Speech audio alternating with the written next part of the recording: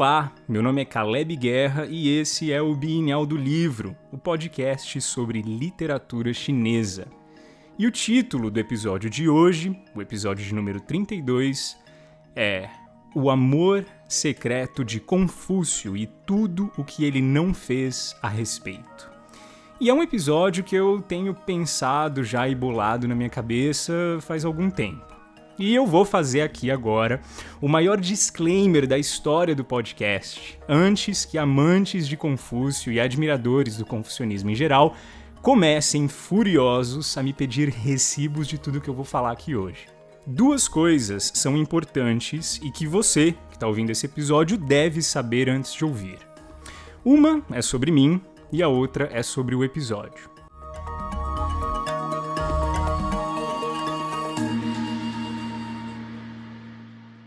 Bom, a primeira sobre mim é a seguinte: eu amo Confúcio. Amo Confúcio. Isso não é nem novidade para quem acompanha o podcast aqui, eu imagino. Por ele, eu resguardo a mais sincera admiração e tanto a sua vida quanto a sua obra me são de profunda inspiração sempre. Então, nada do que eu disser sobre ele aqui hoje vem de um lugar de ofensa ou um lugar de ataque, muito pelo contrário. É justamente por me identificar muito com Confúcio que eu tento fazer do legado dele cada vez mais uma coisa acessível na minha vida e nos meus estudos. Bom, a segunda coisa que você precisa saber sobre esse episódio é a seguinte: esse aqui é provavelmente o episódio mais especulativo de toda a história do podcast. Então, assim, eu vou tratar de fatos históricos pontuais, mas eu vou, e já aviso, interpretá-los todos na base dos meus próprios achismos. Eu não estou sozinho necessariamente nessas interpretações. A maioria do que eu vou falar aqui são teorias já, mas, inclusive teorias discutidas por chineses.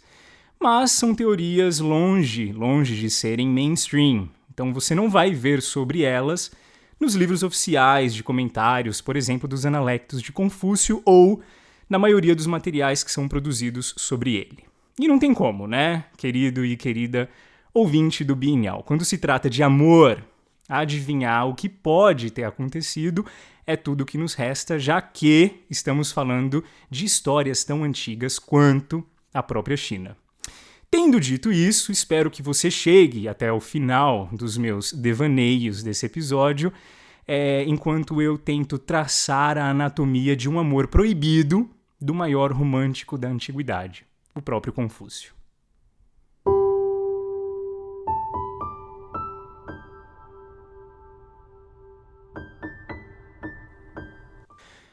Eu sei e você sabe, já que a vida quis assim, que nada nesse mundo levará você de mim.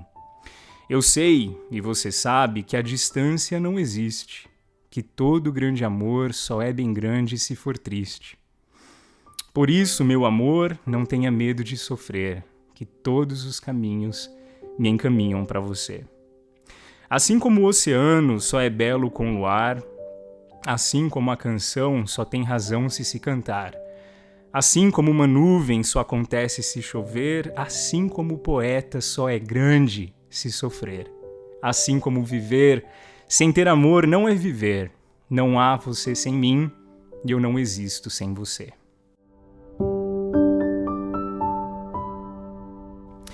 Tom Jobim, na sua canção Eu Não Existo Sem Você, de forma brilhante, dá o tom de toda a questão a ser tratada aqui hoje. Assim como o poeta só é grande se sofrer, traz um tipo de grandeza de espírito proporcional ao fato de que todo grande amor só é bem grande se for triste. E eu, particularmente, tenho desconfiado que grandes amores produzem espíritos nobres. E o sofrimento que esses amores trazem cria uma academia para que esses espíritos se tornem resilientes. Bom, isso para quem realmente está ocupado com a questão. Se autoconstruir no sofrimento, principalmente no sofrimento que o amor traz, é para quem vive mesmo na tentativa. E, na minha humilde opinião, que você, ouvinte do Bienal, vai ter acesso hoje, Confúcio só chegou à grandeza porque soube aproveitar a dor que o amor lhe trouxe. Um amor secreto. Um amor proibido. Mas vamos com calma aqui, vamos por partes. A gente tem poucas informações sobre esse caso, então precisamos tratá-lo com a atenção que ele merece. E a gente vai começar por uma viagem que Confúcio fez e os ciúmes que ele sentiu e que deixou escapar ali em um momento de muita vulnerabilidade emocional, coisa rara com Confúcio. De novo, ouvinte do Bienal, e essa vai ser a última vez que eu vou avisá-los. A viagem de Confúcio em questão aqui é o fato acontecido. E tudo que nela foi falado também. Agora, os ciúmes você vai aí poder decidir por si só se ele realmente aconteceu e por que aconteceu. Eu dou os fatos, dou as minhas opiniões e você se encarrega de ponderá-los todos. Ciúmes é uma coisa que só quem sente sabe como é. É um dos poucos sentimentos que inevitavelmente vão sim explodir e incorporar em algo físico. Um olhar, sei lá, uma palavra, uma gesticulação, qualquer coisa. É difícil manter os ciúmes sob controle no ato de senti-lo. Tá? A gente racionaliza a coisa toda antes ou depois e se adapta às expectativas, mas ciúmes é aquela palavra em mandarim que significa literalmente tomar vinagre. Desses vinagres escuros, fortes, que se você colocar um copo inteiro na boca, não tem como não fazer cara feia. Se você cospe ou engole, é outro assunto. A expressão acaba acontecendo, a cara feia acontece e ciúmes inevitavelmente se transborda em alguma ação. Pois bem, Confúcio um dia foi visitar o Duque Lin de Wei. Wei é o nome do estado, do qual Lin era duque. Um cara tão importante no mundo confuciano que ganhou até nome de capítulo nos Analectos de Confúcio. Então, se você abrir aí os Analectos, vai ver que o 15º capítulo do livro é chamado de Wei Lingong. Desse cara aí que a gente está falando, o amigo que Confúcio foi visitar. Parênteses aqui. Começando a escrever esse roteiro agora, gravando aqui para vocês e falando dessa amizade de Confúcio com o Duque de Lin, até eu tô meio chocado já para onde esse episódio tá indo, mas vamos lá. Esse é mais um compromisso meu com um amor desesperado do que com qualquer outra coisa. Mas bem, voltando aqui. Em um livro histórico chamado Shiji, conhecido por aqui como Registros do Historiador, ele conta, então, um pouco dessa visita de Confúcio ao Duque Lin de Wei. O registro em questão ele é muito simples, ele é fácil de entender. Ele diz que, enquanto Confúcio estava visitando o palácio do duque, num dia lá, eles decidiram sair para um passeio. E aconteceu que o Duque Lin foi numa carruagem puxada a cavalos na frente, com sua mulher, uma moça chamada Nanzi. E Confúcio foi posto em uma carruagem atrás deles. Então o casal na frente, Confúcio atrás. E o registro conta que ao passar por uma cidade movimentada, Confúcio, insatisfeito de ter sido deixado na carruagem de trás, reclamou e soltou a seguinte frase: "Eu nunca vi alguém que amasse a virtude tanto quanto ama a lascívia." Essa frase também, aliás, está no capítulo 15 dos Analectos, mas ela chega lá sem muito contexto. O contexto é esse. Lascívia aqui é a tradução inevitável. Algumas pessoas traduzem como beleza ou até beleza feminina, mas o que Confúcio quis dizer foi isso. Ele nunca havia visto alguém que amasse a virtude como ama os prazeres românticos e sexuais da vida. Até aqui, tudo bem, né? Nós temos o maior professor de moralidade tradicional insatisfeito. Super comum. Mas, um registro mais detalhado ainda dessa pequena treta aqui está num livro chamado Hongzi Jiayu, ou Ditos da Escola de Confúcio, que é, na verdade, um complemento dos Analectos. E aqui os detalhes começam a entregar um pouco melhor os bastidores do desalento de Confúcio e seus reais sentimentos ali naquele momento. E, na verdade, eu acho que esse livro deveria ser chamado de Confissões de Confúcio, porque ele sempre aprofunda um pouco as emoções que Confúcio estava tendo nessas ocasiões de coisas que foram ditas e de coisas que foram feitas. E nesse caso aqui, ele diz que o descontentamento de Confúcio estava no fato de que ele havia se sentido envergonhado. Então, envergonhado por estar andando na carruagem detrás, segurando vela para o casal que ia na frente. Só no bem bom ali, abraçadinhos, vendo a paisagem. E Confúcio se sentiu humilhado, ele se sentiu mal por causa disso. Quem estava ali nas rédeas da carruagem junto com ele era um estudante chamado Yan Ke. E Yan Ke pergunta para Confúcio: mestre, por que você está envergonhado? E aqui, meus amigos, o mundo para. Sabe aquele Confúcio sereno, santificado, mestre de todas as sabedorias antigas que a gente vê lá nos Analectos? Aquele que responde tudo com a mais perfeita arte do entender? E às vezes acaba sendo até moralista demais e enrijecido demais. Então, aquele Confúcio editado, compilado e desenhado não existe nessa história. A resposta para essa pergunta do Yan Ke vem com Confúcio, pasmem, recitando poesia. Sim, para o mundo que Confúcio desceu do seu trono de oráculo e abriu o coração.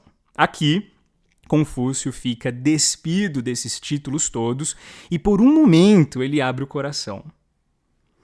E ao responder a pergunta de Yan Ke do porquê ele estava envergonhado, do porquê ele se sentiu humilhado, ele começa a recitar um poema chamado O Eixo da Carruagem. Ouvintes, eu não tenho condições emocionais para descrever o tamanho da grandeza desse poema. Amores platônicos, na verdade, nunca viram uma representação tão exata dos seus romances idealizados como esse poema realmente conseguiu descrever. Mas, por cima, eu vou dizer sobre o que ele se trata. Até porque Confúcio só citou a última frase dele para o seu estudante, mas a gente precisa entender sobre o que é esse poema. Então, bora mergulhar nele aqui rapidinho.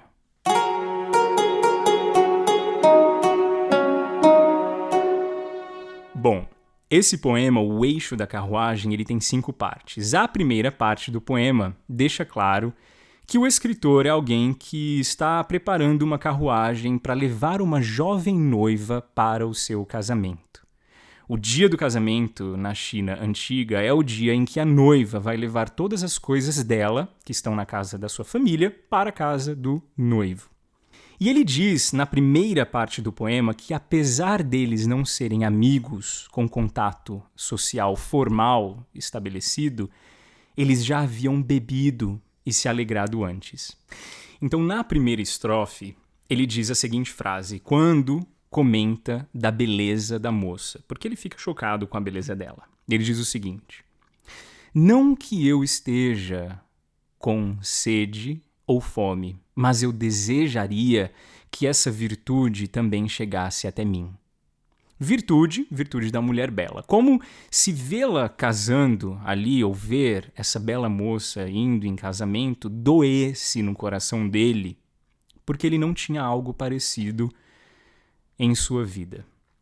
Aqui, você pode argumentar que esse é mais um poema sobre inveja do que ciúmes, e ok, tá? Pode mesmo ser só um poema de um motorista solitário invejando a bela moça que está indo ser entregue a outro cara. Mas vale a pena ressaltar que a palavra aqui, compreendida como ela está indo se casar, é a palavra falecer. Então ele diz literalmente que foi buscar a moça para levá-la para a sua morte. Mas claro, todos os historiadores entendem pelo contexto que se trata da passagem dela para uma vida nova, um casamento. Mas isso não diminui o drama da coisa e eu gosto do drama linguístico chinês. Para ele, enfim, o escritor desse poema, estava claro que algo estava morrendo ali aquele dia. Guardem isso. Bom, a segunda parte desse poema trata da carruagem já andando e de tudo que os dois estão vendo pelo caminho. a floresta ao redor, a paisagem, e aí ele diz que a beleza e a virtude dela servem de instruções para ele, e que eles terão um banquete juntos, e ele então vai louvar os atributos dela.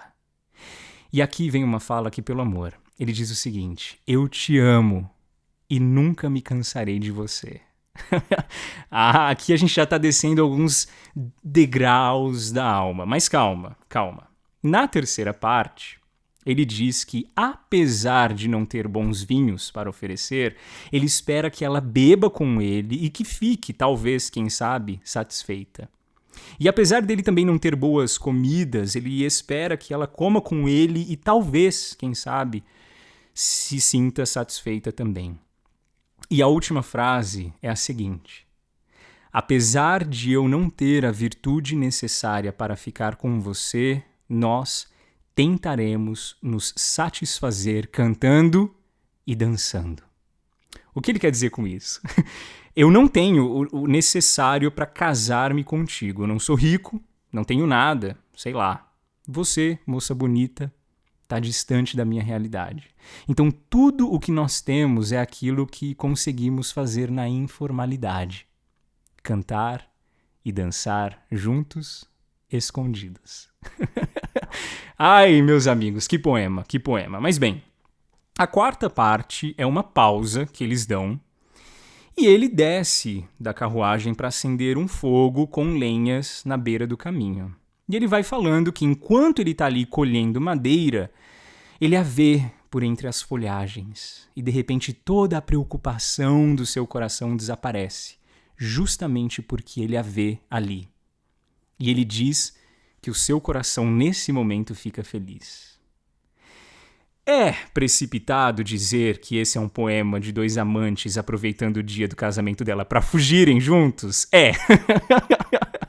Mas ou é isso, ou é ele levando essa linda moça para casa do seu prometido, imaginando toda a vida que ele poderia ter com ela caso ele tão somente tivesse a virtude necessária para que assim fosse, caso ele tivesse status, dinheiro. Bom, guarda isso aí com você. Isso é importante. O sonho de um homem solitário com o amor da sua vida que ele não pode e não consegue ter em seus braços. Bom, e aí nós chegamos à última parte onde contém a frase que Confúcio recitou. Ele diz que olha a montanha acima e acha a estrada que eles estão trilhando leve e tranquila. E aí ele descreve bem poeticamente o som dos cavalos puxando a carruagem e a sensação de ter as cordas na mão. E aí agora sim, vem a frase que Confúcio diz. E a frase é a seguinte: e ao vê-la, nova noiva, meu coração se enche de conforto. Algumas traduções para a linguagem de hoje no chinês trazem uma interpretação que eu prefiro para essa frase e que é a seguinte: e vejo você, noiva minha, conforto do meu coração. E vejo você, noiva minha, conforto do meu coração.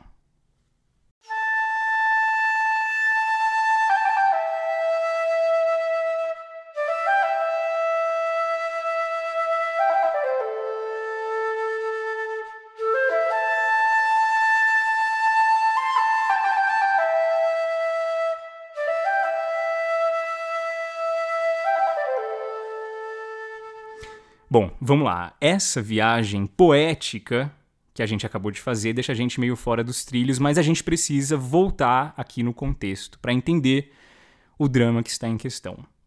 Ao ser perguntado por que Confúcio se sentia envergonhado de ter sido colocado na carruagem de trás, enquanto o casal da frente ia abraçado e assistindo a paisagem juntos, romanticamente, ele responde: vejo você, noiva minha, conforto do meu coração. Querida e querido ouvinte do Bienal, sejamos sinceros, né? Apesar da teoria vigente de que Confúcio estava bravo com a lascívia do duque Lin Jiwei e cobrando virtude dele, esse poema nos leva para uma direção completamente oposta. Não é ou não é? eu não posso estar maluco sozinho nessa interpretação. Esse Confúcio é o que temos depois que o pai de toda a sabedoria termina de falar o que ele quer que os seus discípulos escutem. A gente tem aqui, sim, alguém que abriu sem querer uma janela para a alma que a gente não vê com muita frequência. E pensa aqui comigo. Desde quando um casal, marido e mulher, se abraçando na carruagem da frente é algo lascivo? Ele usa uma palavra feia demais, densa demais. Poxa, não se trata de um flagrante, de um oficial da corte pego num bordel qualquer. Se trata de um casal formado por um duque e sua mulher. Agora, sim, talvez falar em ciúmes não seja algo tão impensável aqui, certo? Não há base lógica. Um casal na carruagem da frente, enquanto a visita vai na carruagem de trás, era inclusive algo de acordo com os ritos vigentes da época que Confúcio mesmo defendia. Nenhuma lei cerimonialista estava sendo quebrada nessa situação, muito pelo contrário. E é isso. Tudo leva a gente a entender que Confúcio teve um pequeno ataque de ciúmes que escapuliu ali num momento pequeno de lamento sincero banhado de poesia. Chegamos então ao ponto central. Confúcio estava com ciúmes de quem? Do duque? Não. Nada indica que Confúcio tenha tido sentimentos homoafetivos na vida. Então, de quem?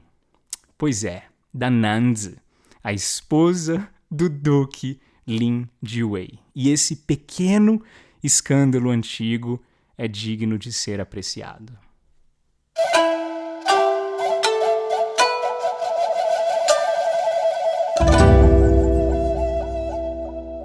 Quem era essa moça chamada Nanza? Bom, Nanza era uma bela mulher, antes mesmo de ser esposa do duque Lin Jiwei, e ela entrou para a história como uma moça, na verdade, não tão virtuosa assim. Quando jovem, o seu amor pela arte da fornicação era tão conhecido e fofocado pelos vilarejos que tem uma história no livro das Primaveras e Outonos, de Zhuo Qiumin, muito famoso, que conta que oficiais do Império tentaram armar um esquema para matá-la. Porque num dia lá, enquanto ela passava de carruagem na rua, um campesino começou a cantar uma música falando das aventuras sexuais dela e a comparou com uma porca no cio. Sim, gente, é pesado a coisa. E foi depois dessa loucura, desse plot de assassinato todo, que ela decide fugir para o estado de Wei e, chegando lá, se casou com o duque Lin, o duque Lin do estado de Wei. Odiada no estado de onde ela havia vindo, porém, ela cai nas graças tanto do duque quanto da mãe dele. Ela era uma ótima moça, na verdade, de excelentes atributos sociais e até políticos. Ela era uma mulher corajosa que não tinha nenhum medo de amar e odiar. Ela estava aí no mundo para viver com coragem e até perigosamente a única vida que ela teria por aqui. E tem um ponto importante que é realmente mais lenda e dedução do que fato histórico, e eu preciso ser sincero. Provavelmente, muito mais talvez do que provável, ela tenha conhecido Confúcio quando ambos eram ainda jovens e ele ainda era um ninguém. Se assim fosse, a gente conseguiria ver um Confúcio jovem, apaixonado por uma bela moça de tirar o fôlego e sem credenciais nenhuma para ficar com ela. Confúcio tinha tido há muito tempo uma família conectada com sangue real, mas na época dele ali ele já era um homem bem comum. Então, se eles realmente se conheceram quando eles eram jovens, é realmente difícil dizer. Mas essa lenda acrescenta um pouco para o nosso drama romântico aqui. E eu havia dito que esse episódio é especulativo, então aguenta coração. Mas assim, a gente tem essa liberdade para acreditar que eles já se conheciam por um fato histórico marcante, que vamos tocar agora também para destrinchar essa questão, e é o fato talvez central desse episódio.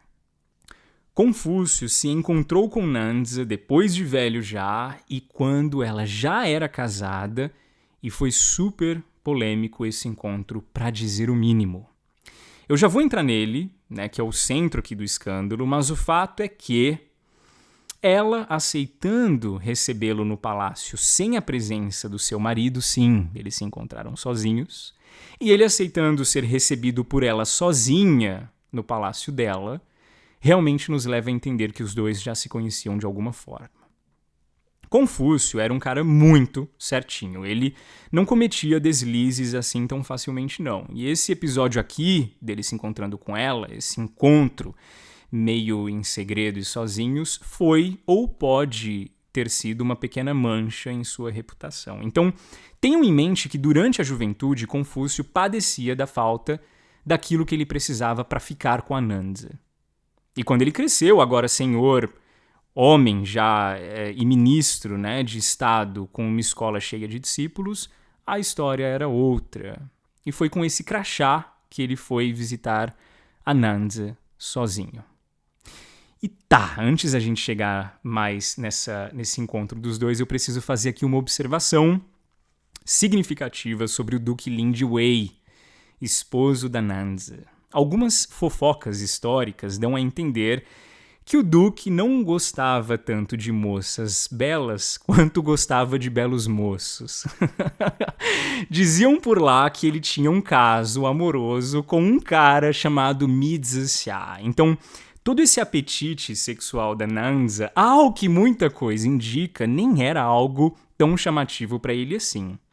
E ele já era bem mais velho do que ela, então o ritmo também era mais lento. Com o próprio Mi Zixia, o amante dele, é mais provável que a coisa era bem mais já um romance aí de chá de cadeira do que qualquer outra coisa. Mas a questão central é, talvez ele nem se importasse tanto assim com a reputação de Anansa de ser uma mulher bem liberal sexualmente, e nem dava tanta importância também para eventuais puladas de cerca que ela cometia.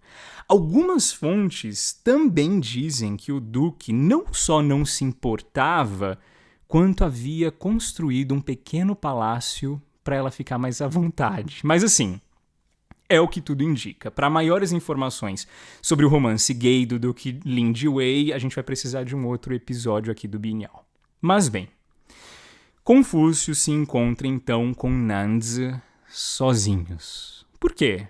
Ela havia pedido, ela solicitou, ela escreveu uma carta e pediu para encontrar-se com Confúcio. Confúcio poderia ter recusado, com certeza. Ele já havia recusado convites de gente muito mais importante do que ela. Mas ele foi. Por quê? A versão oficial é porque ele dependia financeiramente de alguma forma do seu bom relacionamento com a casa do Duque de Wei. Mas a não oficial, e é a que a gente está expondo aqui, é que ele havia mesmo esperado a vida toda por esse momento. Um momento a sós com Anansa. Bom, vamos para a cena desse encontro. Confúcio entra no salão do pequeno palácio de Anansa e ela está por trás de um véu. Ele faz a saudação com a cabeça assim que passa pela porta virado ao norte. Ela, por detrás do véu, responde a saudação. E muita atenção aqui. O som de muitos ornamentos, como brincos e braceletes de jade, são ouvidos continuamente. Pronto. Isso é tudo que nós temos sobre os dois se encontrando nesse salão. Tá tudo registrado nos livros históricos que eu mencionei acima. É pouco, mas é suficiente. O véu separando os dois mostra um certo pudor, né, de ambos. Até aí o encontro estava cordialmente fraterno. Mas o som dos ornamentos cintilando entrega um pouco. Basicamente, porque o mundo poético chinês é recheado dessa imagem. Anansa não precisava ter feito tanto barulho assim com seus ornamentos se ela tivesse somente respondido à saudação de Confúcio como uma mulher deveria responder. Mas o barulho que se seguiu, continuamente, é um pequeno escândalo milenar. Eu, e somente eu, e mais ninguém, tenho muito para mim que a gente ouve brincos e colares batendo e fazendo barulho somente quando dois corpos estão ocupados demais para ter tempo de tirar tudo do caminho antes de correrem como dois rios inteiros sem direção, como dizia Samuel Rosa do Skank. Mas assim, isso é a interpretação minha, um cara brasileiro do século XXI. Posso e provavelmente estou errado, mas eu gosto de dramatizar um pouco a cena. E o pior, ou o mais interessante, talvez, é que eu não tô sozinho nessa. Quem ficou com a imaginação correndo solta de forma insuportável depois desse encontro foi o próprio discípulo de Confúcio, um cara chamado Tzu. E esse fato está registrado nesse mesmo livro também e entrou para o Analectos de Confúcio, é uma coisa oficial, né? E aqui eu já não fico mais sozinho nas minhas teorias. No capítulo 6 dos Analectos, tem uma frase que passa meio batido ali, que trata rapidamente sobre esse assunto e diz o seguinte: o mestre se encontrou com Nanzi, Tzu ficou zangado. Então o mestre disse: tudo o que eu fiz de impróprio, que o céu condene. Que o céu condene.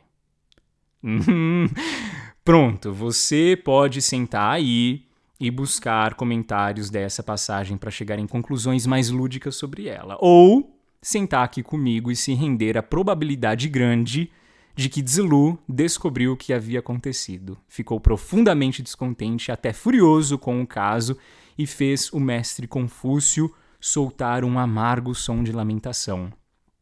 Tudo o que eu fiz de errado, que o céu condene.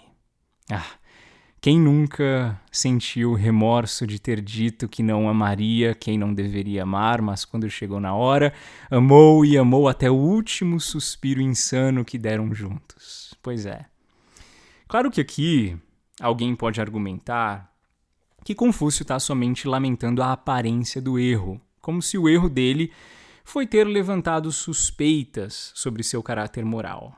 Eu acho difícil, tá? Confúcio era um cara muito orgulhoso, que raramente se importava em dar muita satisfação quando ele achava que estava certo. Mas bem, você pensa do jeito que quiser, eu fico com a interpretação de que essa é a dor de quem só conseguiu ter em mãos um amor antigo dessa forma, a forma mais errada possível.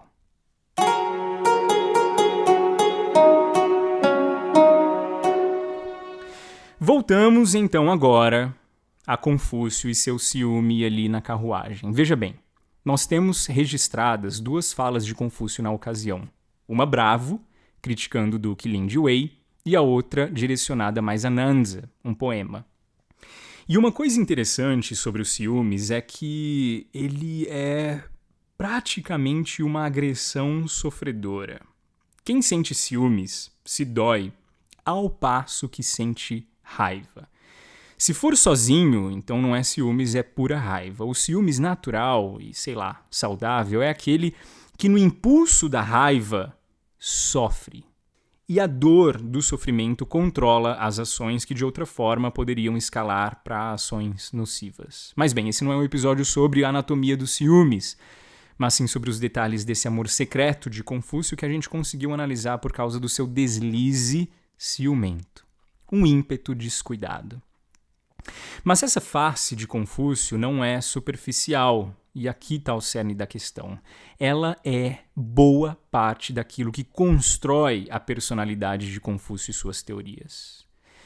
Se tudo isso for verdade mesmo, se ali na carruagem ele soltou um suspiro de ciúmes, não dá para desassociar o grande mestre Confúcio das suas dores e dos seus amores. A gente costuma enxergá-lo como esse nobre senhor que democratizou a educação e defendeu o governo pela virtude, se tornou o mestre dos magos da China com uma espécie de aura reluzente que o distancia de todo mundo e tudo mais, mas não. Confúcio era um poeta, meio desesperado, meio amargurado, inclusive, um poeta. E só foi grande como foi porque sabia sofrer como ninguém. A vida que Confúcio queria viver, na verdade, era na beira do rio, ao pôr do sol, de uma primavera qualquer, vestindo roupas leves e cercado de estudantes e crianças.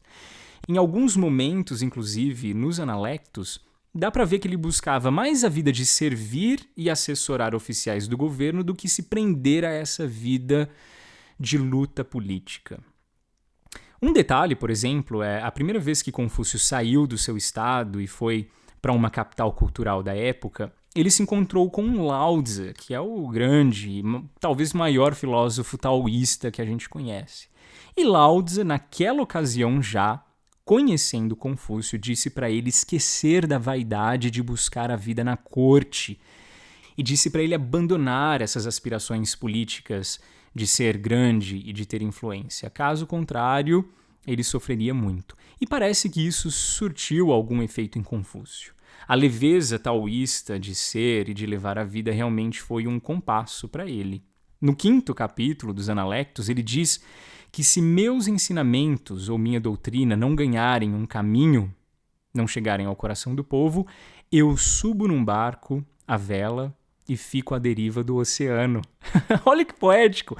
Talvez até falando de uma lenda antiga que dizia que quem subisse num barco à vela e ficasse à deriva do mar encontraria a montanha dos seres imortais.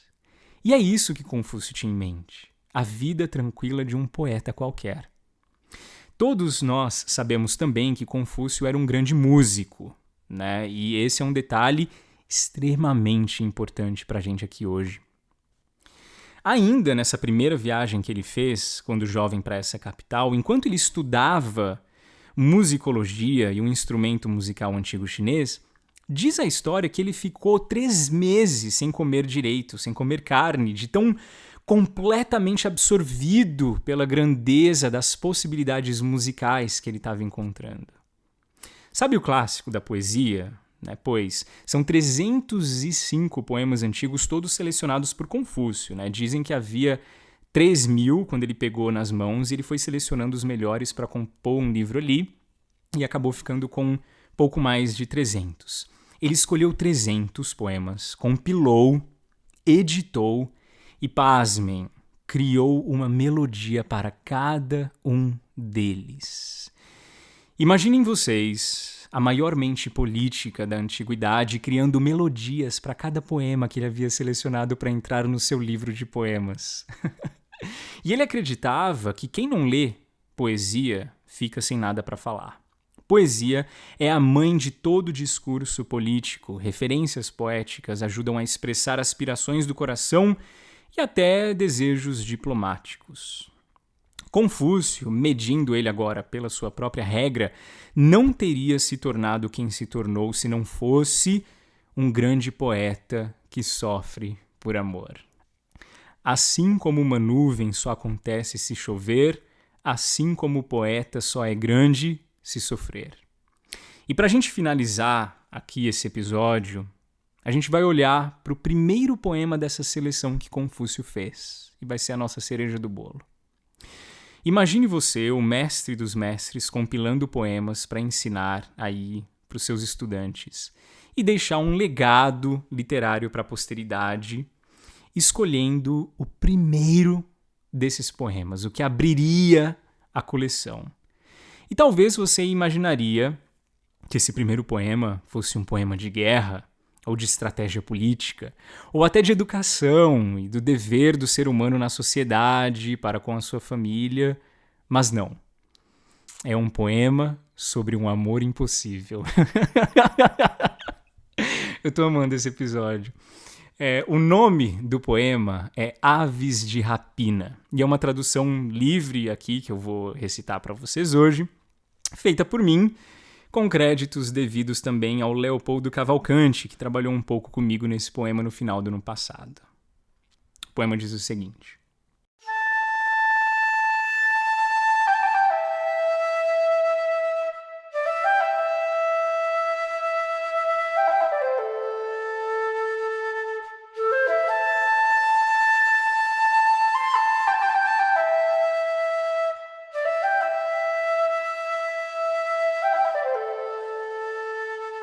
Aves de Rapina.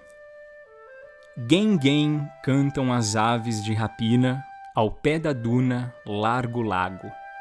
Moça bela e virtuosa, o homem nobre a quer ao lado.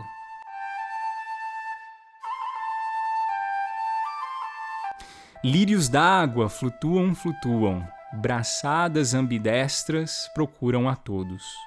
Moça bela e virtuosa, busco-a de olhos abertos e em meus sonhos.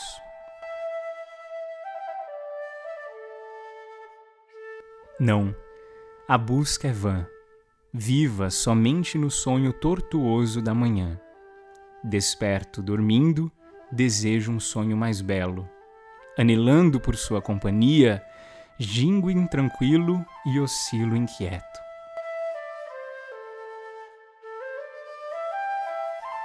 Lírios d'água flutuam, flutuam, numa braçada a todos quero conduzir. Moça bela e virtuosa, dedilho sã e tim, pois a quero seduzir.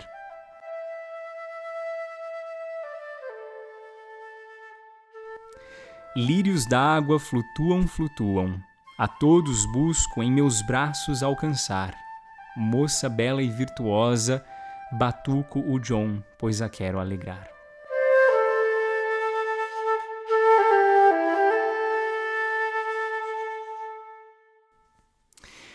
É, no mínimo, curioso que Confúcio tenha escolhido Aves de Rapina para ser a primeira aula de poemas que ele daria para os seus alunos e para nós.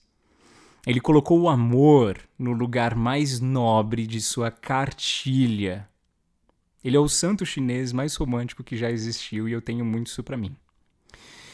E sabe o que ele disse sobre esse poema que ficou registrado ali no Analectos de Confúcio? Ele disse o seguinte: o poema Aves de Rapina te deixa alegre sem te deixar libertino e te faz sofrer sem te machucar.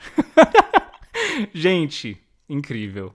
Vocês percebem que esses lírios d'água flutuando e ele tentando abraçar a todos, juntá-los para perto de si, é praticamente um trabalho impossível.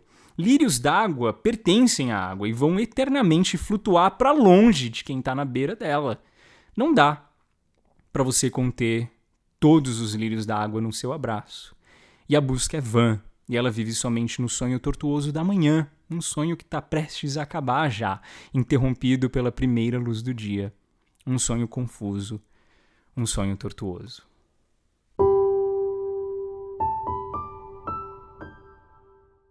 Confúcio foi um grande homem e provavelmente foi grande assim porque ele soube sofrer da forma correta. Ele sofreu sem morrer machucado pela dor. A face mais vulnerável de Confúcio, que vemos aqui em cima e acabamos de escutar e estudar nesse episódio, essa imagem da carruagem ao ver a mulher que ele tanto amava sentada e abraçada com um marido gay, é de cortar o coração. E vejo você, noiva minha, conforto do meu coração. São palavras de um romântico, sonhador que sonhava com loucuras que ele nunca tinha tido coragem de fazer, como no primeiro poema que a gente leu, fugir com ela. Tipo, pegá-la ali na sua carruagem e sair correndo mesmo pelo caminho, colhendo madeira para acender fogo e se apaixonar por ela cada vez mais ao vê-la ali entre as folhagens. Ou de ter fugido com ela e dançado e cantado só os dois em qualquer lugar distante de tudo, distante das disputas políticas e das loucuras que imperavam no império. Mas não foi isso que ele fez. Ele viveu buscando sua moça amada somente em seus sonhos matutinos.